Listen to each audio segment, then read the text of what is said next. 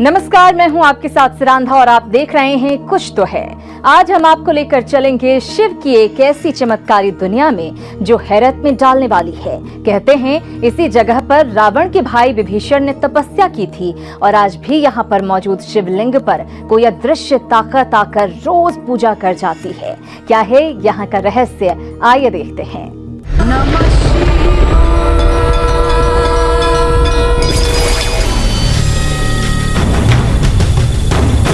अब क्योंकि रात हो गई है, 9 के बज रहे हैं करीबन इस वक्त, और यहाँ से सभी लोग जाने वाले हैं, तो हम ये कर रहे हैं कि उस शिवलिंग पर जितने भी फूल पत्थर दिन में चढ़ाए गए हैं, पूजा में चढ़ाए गए हैं, वो हम हटा रहे हैं। बहुत क्रैम जगह है, बहुत छोटी सी जगह है, इतनी बड़ी जगह नहीं है कि कोई यहाँ पे घुस सके। कोई भी अगर यहाँ पर आएगा तो नज़र आएगा, और हम कैमरे को इसी तरह से लगाएंगे कि वो सारा कुछ आंखों के सामने रहे। वैसे तो भगवान शिव से जुड़े कई रहस्यों को हमने सुलझाया है,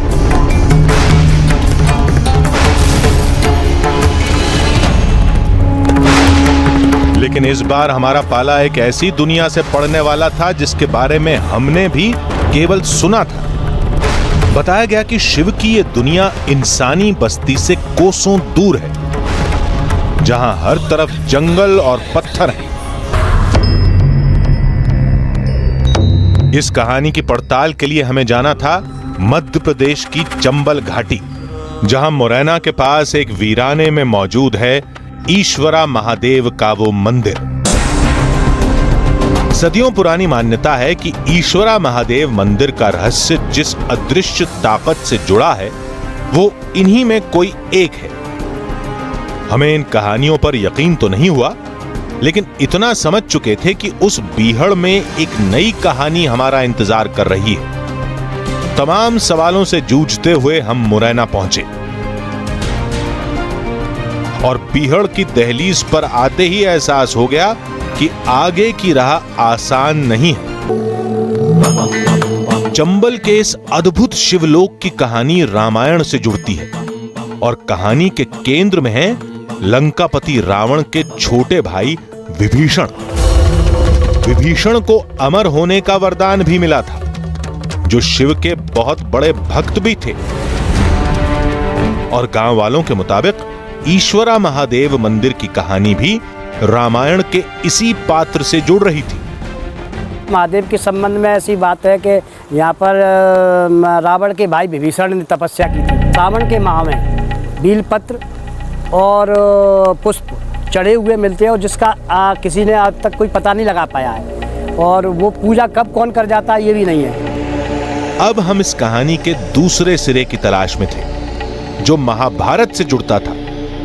ये पांडव उनको जब अज्ञातवास हुआ, तब यहाँ द्रौपदी और कुंती की मैसेत या वहाँ से बैरार से लगा करके, और जो बैरारे की माता है, और ये लिखी छाड़ में उन्हें वो, क्योंकि द्रौपदी महान शक्ति थी, उनकी बताते हैं कि उन महान शक्ति ने ये चित्रों को बनाया है। लेकिन ये तो महज कहानी है। केवल कहानी के दम पर हम ये कैसे मान लें कि लिखी छाछ का नाता कभी पांडवों से रहा है? हमें तलाश थी एक साक्ष्य की, जो साबित कर सके कि किसी समय में पांडव यहां रहा करते थे। थोड़ी देर की तलाश के बाद पांडवों की यहां मौजूदगी का एक बड़ा सबूत हमारे हाथ लगा। हम लिखी छाछ में हैं, और हमको पता चला कि यहाँ पर एक और निशान है महाभारत के ज़माने का, पांडवों के ज़माने का, और वो निशान है ये। अब आपको ये देखने में समझ नहीं आ रहा होगा कि ये क्या चीज़ है। एक गोलाकार चीज़ जिसमें 2 बड़े बड़े गोले हैं, भला अब उसमें पानी भरा हुआ है, लेकिन ये क्या चीज़ है? इसको कहा जाता है भीम बैठका, और इसलिए कहा जाता है क्योंकि अगर मैं आपको एक्सप्लेन कर सकूं, मैं आपको बैठ के दिखाऊं, कहा जाता है कि भीम ने यहाँ पर बैठकर पानी पिया था। किस तरह से? ये घुटनों के बल बैठकर, ये देखिए, घुटनों के बल इस तरह से बैठ के और पानी पिया था। तो जब आप इस तरह से बैठते हैं तो ज़मीन अंदर दब जाएगी, और क्योंकि वो विशालकाय थे, आप देख सकते हैं कि मेरे तो पैर बहुत छोटे छोटे हैं, उस हिसाब से बहुत ज़्यादा पतले हैं। इस पूरे घुटने के जो डाया है इसमें मेरा पैर नहीं आएगा। लेकिन ये भीम बैठका है और माना यह जाता है कि भीम ने इसमें बैठकर पानी नदी का इस तरह से पिया था। यानी लिखी छाछ वो जगह है जहां त्रेता युग के रामायण और द्वापर युग के महाभारत के तार आपस में जुड़ते हैं। शिव पुराण में भी जिक्र है कि ईश्वरा महादेव उस जगह पर है जहां पर दो युगों के निशान मिलते हैं। इसका मतलब यह था कि हम सही रास्ते पर थे। तो क्या हम उस ईश्वरा महादेव मंदिर के करीब थे जहां एक अनदेखे शिव भक्त का रहस्य बरसों से अनसुलझा पड़ा है? ढलते सूरज ने हमारे कदमों को थाम लिया। रात में बीहड़ में चलना खतरनाक है, लिहाजा हमने पास के एक गांव में शरण ली। शिवलिंग की पूजा करने वाला रहस्यमयी भक्त किसी को नजर क्यों नहीं आता? आज रात इन सारे रहस्यों से पर्दा उठना था। आप देख रहे हैं कुछ तो है। स्थानीय लोगों ने ईश्वरा महादेव के चमत्कारों के बारे में सुना जरूर था, लेकिन किसी ने देखा नहीं। हमारे लिए चमत्कार को देखना जरूरी था, लेकिन ये राह आसान न थी। चंबल की वीरानी में कोई भी वहां तक जाने के लिए तैयार नहीं हुआ, लिहाजा हमारी टीम ने वहां अकेले ही जाने की ठान ली। जिस गांव में हमने रात में शरण ली थी, सुबह होते ही गांव वालों से ईश्वरा महादेव के बारे में जानकारी लेने की कोशिश की,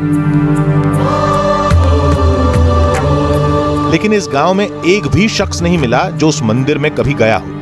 हर किसी के पास ईश्वरा महादेव मंदिर को लेकर अलग अलग कहानी थी। करीब 1 घंटे की यात्रा के बाद हमें ईश्वरा महादेव मंदिर का पहला बोर्ड नजर आया, यानी हम अब मंजिल के काफी करीब थे। कहते हैं जहाँ चाह होती है वहीं राह होती है, और इंसान जब कोशिश करता है तो मंजिल उसके सामने आ ही जाती है। चारों तरफ सैकड़ों किलोमीटर में फैला बियाबान जंगल, और दूर से दूर तक किसी आदमी का नामो निशान भी नहीं। हम इस वक्त ईश्वरा महादेव में मौजूद हैं, लेकिन जो सबसे बड़ी बात है वो ये कि यहाँ पर होने वाले चमत्कार को बहुत कम लोगों ने देखा है, और वो इसलिए कि यहाँ पर आबादी दूर से दूर तक नहीं है। हम यहाँ पर इस वक्त मौजूद हैं और आसपास किसी इंसान, गाड़ी, किसी भी इंसानी चीज़ की कोई आवाज़ नहीं है, कोई नामो निशान नहीं है। सबसे बड़ी बात यह है कि आखिर वो चमत्कार आज की रात होगा या नहीं होगा, यही हमको देखना है, और इसके लिए हमको शाम का, रात का इंतज़ार करना होगा। सीढ़ियों से उतरकर नीचे जाने के बाद हमने खुद को ईश्वरा महादेव मंदिर के बीचों बीच पाया। ओम द्रे नवातम द्रुतम ओम द्रे चासांताम सरकराम पुष्टिकारका। मंदिर में आस्था का संगम लगा था। इस मंदिर की गुफा में एक अद्भुत शिवलिंग है। पत्थरों से रिश्ते पानी से इसका जलाभिषेक होता है। यही वो चमत्कारी शिवलिंग था जिसकी तलाश में हम यहां तक आए थे। आपके सामने ये शिवलिंग जो अंदर गुफा में है, ये है ईश्वरा महादेव का शिवलिंग, और इसकी कहानी कुछ ऐसी है जहाँ पर ना तो तर्क सामने रहता है और ना ही विश्वास। इन दोनों में से निकलकर एक चीज़ बनती है, और वही विश्वास है जो ईश्वरा महादेव की इस कहानी के पीछे है। एक ऐसी कहानी जो आज कल 10 साल या 100 साल पुरानी नहीं है, बल्कि युगों पुरानी है। एक कहानी जिसके बारे में कहा जाता है कि यहाँ पर हर रात पूजा हुई मिलती है। वो पूजा कौन करता है, वो पूजा कैसे होती है, ये आज तक किसी ने अपनी आंखों से नहीं देखा। लोगों ने कोशिश बहुत की है ये जानने की कि आखिर रात में होता क्या है, लेकिन आज तक किसी के सामने आया नहीं है। क्या आज वो रात होगी, यही हमको देखना है। लेकिन रात होने से पहले हमें काफी तैयारी करनी थी। शिवलिंग के सामने कैमरा लगाना था ताकि उस अनदेखे शिव भक्त को कैमरे में कैद किया जा सके। इसके लिए हमने मंदिर के पुजारी से बात की। मुझे ये बताइए पंडित जी, आप तो खैर आपने कभी कोशिश नहीं की जानने की, अगर हम कोशिश करें जानने की यहाँ कैमरा लगाएं तो क्या कुछ दिखाई देगा? या तो सिद्ध बाबा जाने जाए, हम नहीं कह सकते। शिवलिंग के सामने कैमरा लगाने के लिए पुजारी से बात हो चुकी थी। लेकिन अभी दिन ढला नहीं था। इस दौरान हमने मंदिर में आए कुछ भक्तों से शिवलिंग और मंदिर को लेकर बात की। लोगों के बीच आस्था से जुड़ी कई कहानियां थी। पहली कहानी का नाता जुड़ रहा था विभीषण से। ऐसा बताते हैं कि राम जी के काल से विभीषण जी इस शिवलिंग को लेके आए थे, उन्हीं ने यहाँ बिलपत्र चढ़ाए थे। तभी की ऐसी मान्यता है कि उस जमाने से ऐसे ही बिलपत्र चढ़ते आते हैं और पहले प्रतिदिन चढ़ते थे, लेकिन फिर कुछ समय से ऐसा आया इस कली काल में, यानी कलयुग में, फिर ये सावन के महीने में चढ़ते हैं। बात केवल यहीं खत्म नहीं हुई। अदृश्य ताकत के साथ हमें यह भी बताया गया कि रात में यहाँ रुकना खतरे से खाली नहीं है। और रात में कोई रुकता भी नहीं है इधर में, और ना किसी को कोई रुकने देता है। हम भी ड्राइविंग करते हैं और सवारियां को लेके आते हैं, लेकिन हम भी सबसे यही बोलते हैं कि यहाँ पर रात को रुकना मना है। आखिर इस ईश्वरा महादेव मंदिर में रात में कोई क्यों नहीं रुकता? आधी रात को यहाँ क्या होता है? शिवलिंग की पूजा करने वाला रहस्यमयी भक्त किसी को नजर क्यों नहीं आता? आज रात इन सारे रहस्यों से पर्दा उठना था। आखिरकार हमारा इंतजार खत्म हुआ। सूरज के डूबने के साथ ही रात का अंधेरा बीहड़ में फैल गया।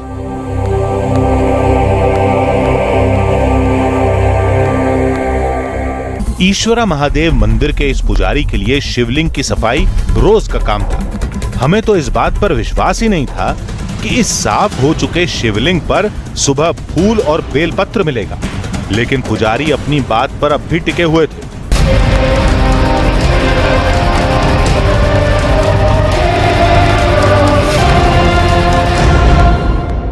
आप देख रहे हैं कुछ तो है। हम चमत्कार के करीब थे। रात होने को थी और मंदिर में आखिरी आरती भी शुरू हो चुकी थी। हमारी टीम ने शिवलिंग के पास ही रात गुजारने की ठान ली ताकि उस अदृश्य शक्ति के बारे में जाना जा सके। हमने सहारा लिया गोप्रो कैमरे का ताकि हर चीज को रिकॉर्ड किया जा सके।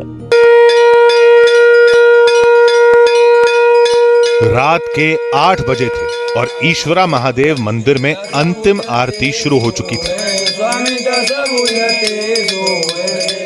हमने ध्यान से देखा, आरती के समय शिवलिंग पर केवल 2 पीले फूल थे। आरती खत्म होने के बाद सभी लोगों को उस मंदिर से जाने की अजीब सी जल्दी थी। लोगों के जाने के बाद पुजारी हमेशा की तरह शिवलिंग को साफ करने लगे। शिवलिंग पर चढ़े सारे सामान को हटाया जाने लगा। अब क्योंकि रात हो गई है, 9 के बज रहे हैं करीबन इस वक्त, और यहाँ से सभी लोग जाने वाले हैं, तो हम ये कर रहे हैं कि उस शिवलिंग पर जितने भी फूल पत्थर दिन में चढ़ाए गए हैं, पूजा में चढ़ाए गए हैं, वो हम हटा रहे हैं। स्वामी जी, आप अपने हाथ से हटाएंगे? अच्छा, ये देखिए, ये बेलपत्र है। इसी तरह के बेलपत्र चढ़े हुए मिलते हैं। ये देखिए, ये देखिए, ये पंचमुखी 2, 3, 5, 7 पंचमुखी है, और ये फूल है। एक एक चीज़ बाबा जी खुद हमको हटा के दे रहे हैं ताकि ये साबित हो सके कि इस शिवलिंग की पूजा होती है। यानी ये सारी चीज़ें आपके सामने हैं जो दिन में इसमें पूजा में रखी गई थी, वो हर चीज़ अब हमने हटा दी है। और अब आप शिवलिंग को देख सकते हैं कि शिवलिंग पर कोई फूल वगैरह कुछ भी नहीं है। बाबा जी खुद अपने हाथ से हर चीज़ हटा रहे हैं वहाँ से। ईश्वरा महादेव मंदिर के इस पुजारी के लिए शिवलिंग की सफाई रोज का काम था। हमें तो इस बात पर विश्वास ही नहीं था कि इस साफ हो चुके शिवलिंग पर सुबह फूल और बेलपत्र मिलेगा, लेकिन पुजारी अपनी बात पर अब भी टिके हुए थे। तो बाबा जी, अब आपने जब सारा कुछ हटा दिया, मुझको ये बताइए कि अभी यहाँ पर पूजा हुई मिलेगी या नहीं मिलेगी? बिल्कुल मिलेगी, जब पूजा हुई मिलेगी। पूजा हुई मिलती है। अच्छा, तो हर चीज़ हटा दी है यहाँ से, और बाबा जी खुद दावा कर रहे हैं कि पूजा हुई मिलेगी।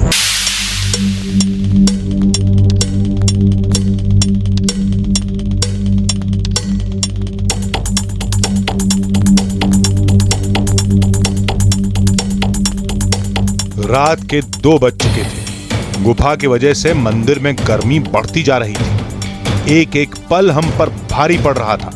कुछ देर बाद गर्मी इतनी ज्यादा हो गई कि वहां रुकना मुश्किल होने लगा।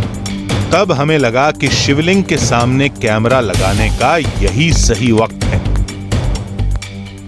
अब हमारे पास ये कैमरा है, इसको गोप्रो कैमरा कहते हैं और इस कैमरे की खासियत ये है कि मैं इसे दूर से अपने मोबाइल फ़ोन से भी ऑपरेट कर सकता हूँ और ये यहाँ पर रखकर लगातार इससे रिकॉर्डिंग भी कर सकता हूँ। इसके लिए ना तो कैमरामैन की ज़रूरत है जो इस वक्त रिकॉर्ड कर रहे हैं, ना मेरे यहाँ पर रहने की ज़रूरत है। तो ये कैमरा मैं आपको लगा रहा हूँ, ये देखिए, ये कैमरा मैं यहाँ पर रख रहा हूँ और इस कैमरे से वो जो सामने शिवलिंग है वो हमको दिखाई देता रहेगा।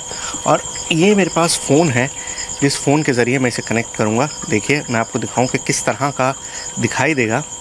ये हमने इसको कनेक्ट किया, ये देखिए अब जो कुछ इस कैमरे में रिकॉर्ड हो रहा है, ये शिवलिंग अंदर दिखाई दे रहा है। ये पूरी गुफा जो है इस कैमरे के थ्रू नज़र आ रही है। इस कैमरे को मैं हिला के दिखाता हूँ आपको, ये देखिए कैमरा इधर उधर जा रहा है और ये आपको फ़ोन में दिखाई दे रहा है। तो ये लगातार इसमें रिकॉर्ड होता रहेगा। ये मैं यहाँ पर रख रहा हूँ, अब ये मेरी शैडो आपको दिखाई दे रही है, ये मैंने कैमरा रख दिया, ये रिकॉर्ड होना शुरू हो गया। ये काउंटर चल रहा है, इसका मतलब अब ये रिकॉर्डिंग यहाँ पर लगातार हो रही है। कैमरे को शिवलिंग के सामने लगाकर हम तेजी से मंदिर के बाहर निकले क्योंकि गर्मी से हमारा दम घुटने लगा था। रात के 3 बज चुके थे। मंदिर के बाहर केवल और केवल सन्नाटा था। दरअसल मंदिर से बाहर हम इंसानी आहट की टोह ले रहे थे क्योंकि अनजानी शक्ति की कहानी पर हमें अब भी विश्वास नहीं हो रहा था। रात गुजरती जा रही थी और अंदर हमारा गोप्रो कैमरा शिवलिंग की लगातार रिकॉर्डिंग कर रहा था। हम मंदिर के बाहर बैठे थे, तभी हमारी नजर मोबाइल फोन पर चल रही रिकॉर्डिंग पर पड़ी। काफ़ी देर से मेरी नज़र नहीं पड़ी थी फ़ोन पर और अभी इस फ़ोन पे मेरी नज़र पड़ी और देखिए मैंने जैसा आपको दिखाया था कि पूरा शिवलिंग और मंदिर दिखाई दे रहा था, अब कुछ काला काला सा दिख रहा है। यहाँ कोने में रोशनी है, क्या हुआ है कैमरे को, आइए देखते हैं। हम तेजी से मंदिर के अंदर दौड़े। शायद वो पल आ गया था जिसका हमें बेसब्री से इंतजार था। शायद आज सदियों पुराने रहस्य से पर्दा उठने वाला था। तो हमने जो गोप्रो कैमरा लगाया था वो इस वक्त मुझे यहाँ पे दिख नहीं रहा है। ओह गॉड, ये देखिए मैं आपको कह रहा था कि यहाँ पर कुछ नहीं दिखाई दे रहा है और वो इस वजह से नहीं दिखाई दे रहा था क्योंकि कैमरा यहाँ पर गिर गया है। हमने कैमरा यहाँ रखा हुआ था और यहाँ से नीचे गिर गया है।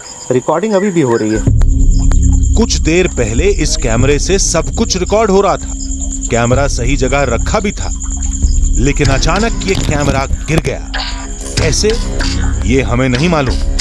मैं कैमरा उठाकर आपको दिखाता हूँ कि ये कैमरा यहाँ रखा था मैंने, और ये कैसे गिरा ये कहना मुश्किल है। अभी हो सकता है कोई सांप इससे यहाँ से छूता हुआ गया हो और ये स्लिप होकर इस तरह से नीचे गिर गया हो। कैमरा कैसे गिरा ये एक रहस्य था और इस रहस्य का खुलासा करने में तकनीक भी फेल हो चुकी थी।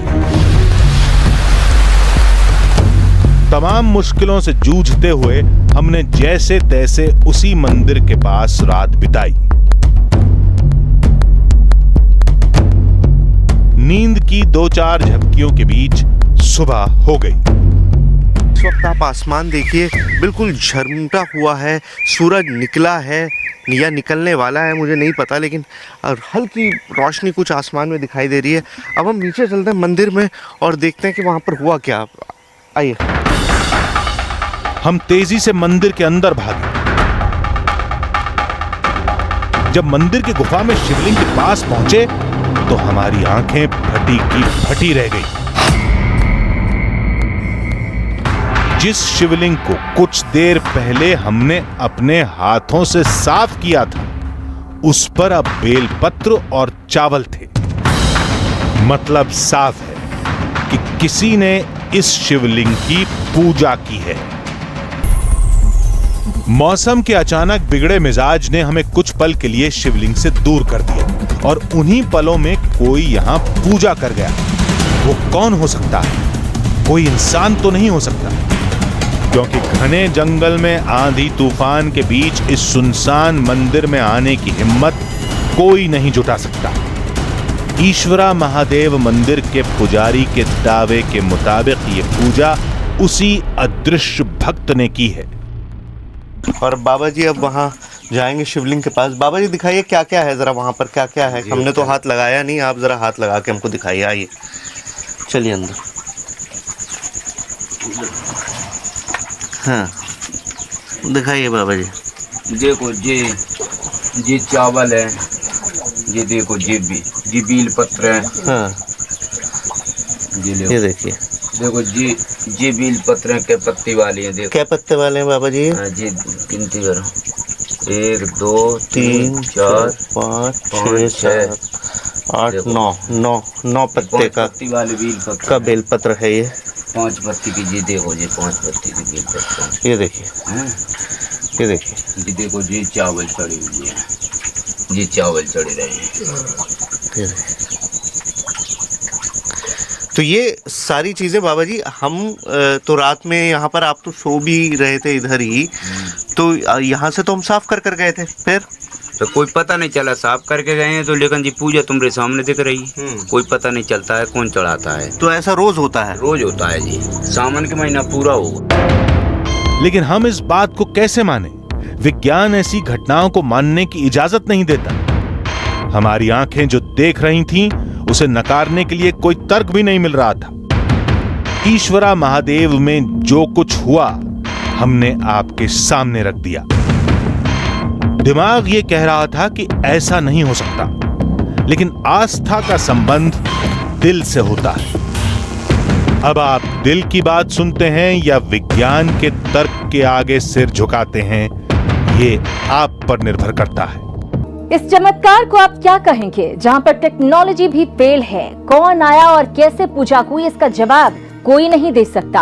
आखिरकार उस अदृश्य शक्ति ने रोजाना की तरह ही पूजा कर ली थी। आस्था के आगे विज्ञान भी फेल हो चुका था। आज के लिए बस इतना ही। अगले एपिसोड में आपसे फिर मुलाकात होगी। तब तक के लिए पूरी टीम को दीजिए इजाजत। नमस्कार।